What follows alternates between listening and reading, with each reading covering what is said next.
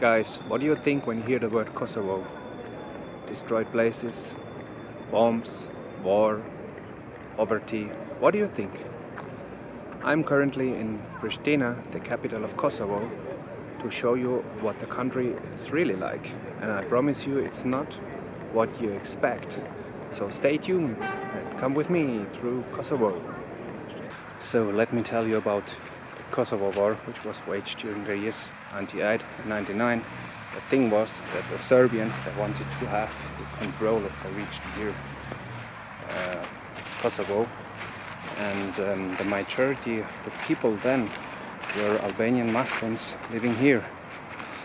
And there was that president, that Serbian president, Slobodan Milosevic, and he wanted to replace the Albanian culture and language with Serbian institutions. And of course, the Albanian people, they didn't like that. And they were also opposed to the government of Yugoslavia, which nowadays is divided into Montenegro, Macedonia, Slovenia, Bosnia and Herzegovina, and Croatia, as you may know.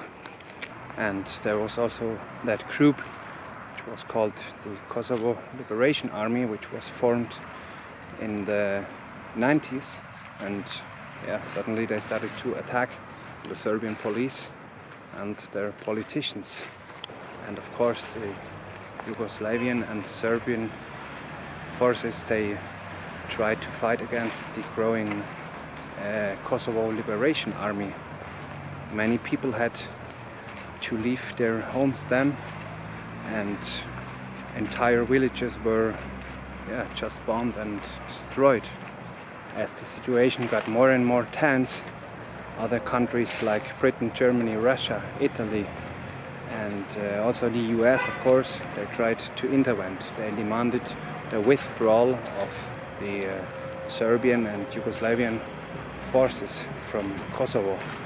At that time, 1.5 million people, which was about 90% of the population, they already had left their homes. So after the diplomatic negotiations between Kosovar and Serbian delegations failed, the NATO started an airstrike against Serbian government buildings and their infrastructure. Many people at that time had already fled from their homes to other countries. And finally, in June of 1999, the US and Yugoslavia, they signed a peace accord and the end of the Kosovo War. Later, in February of 2008, Kosovo declared its independence from Serbia. But nowadays, many countries, as Serbia as well, they don't recognize them as an independent country. And there are still tensions between them. But as a tourist here, you feel completely safe. Can't see any tension.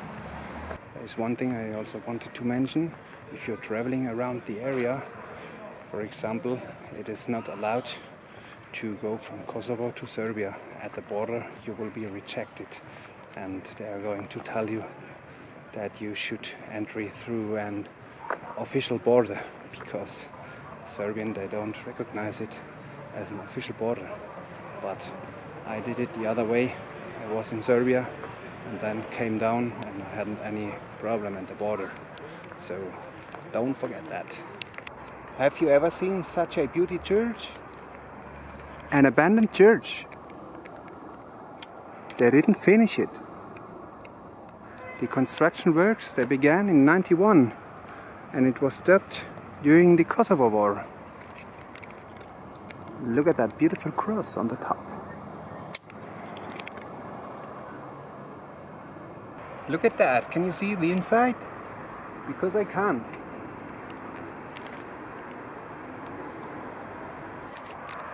I think they won't finish it. Never ever.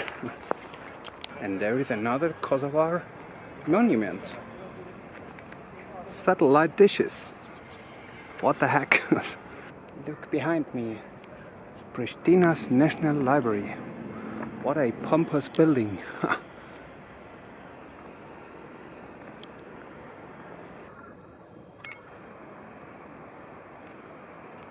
So despite of being a Muslim country, because 96% of the population are Muslims, they are pretty modern and liberal here. You can notice that because women, the majority, they don't wear hijabs. Maybe 1 of 100, but then it's an older woman.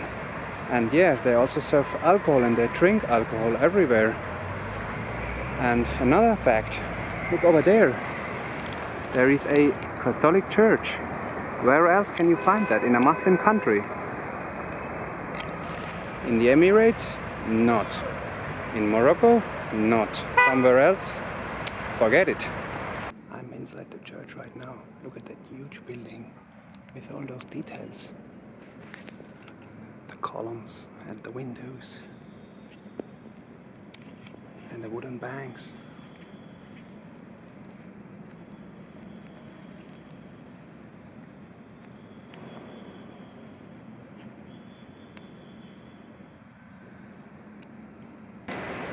I bet you didn't expect that, did you?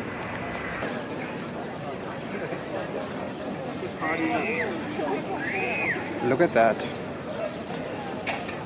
Everything is bombed and destroyed. Nobody's out on the street. Nobody's having a drink. They all look poor. What do you think? Does it look like that?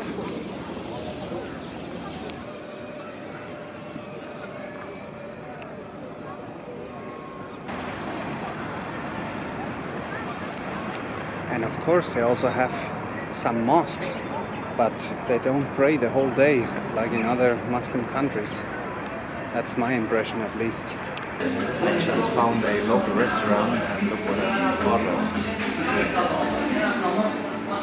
Huge portion of meat, some cabbage salad, a tomato, a bread and a Iran yogurt.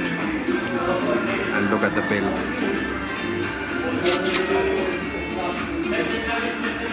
€3.30. Where can you find that? That's very European. Unbelievable. Look over there, some cool street art.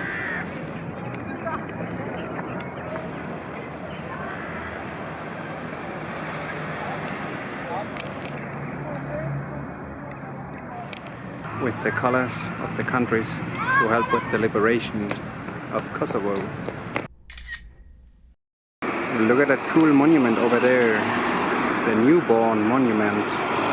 They installed it after they declared their independence from Serbia in 2008.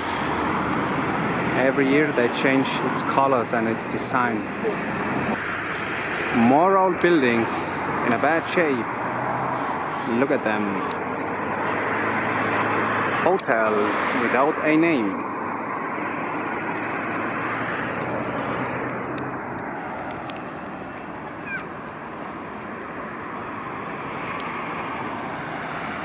Of course, I was just joking before about old buildings and stuff. It's all brand new here, and look at those fancy places.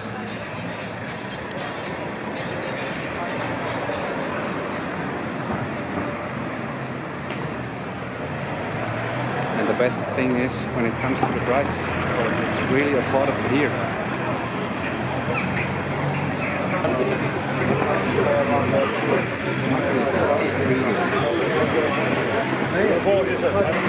Have you seen that pizza for €3? Wow.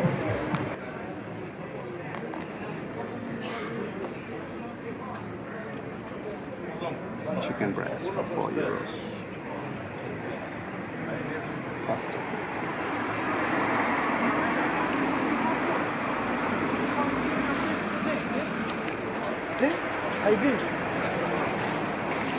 So this restaurant looked a bit more fancy, that's why it was slightly more expensive, but still cheap. I'm back again. Look at those fancy stairs.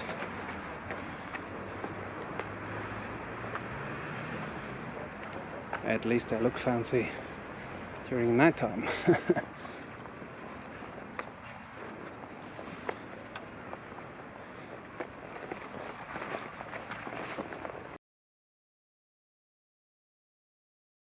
Guys, it's the next morning and I'm about to leave the beautiful city of Pristina. I've been staying here for 3 days in this hostel called Arberia, which is a very nice place. It has got a huge kitchen, and look at those views to the city. It's still a bit misty right now, but still so beautiful.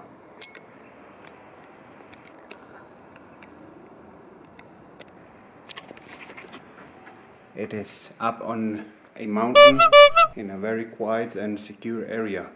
So I will put the link in the description if you're interested in staying here. Train station of Pristina.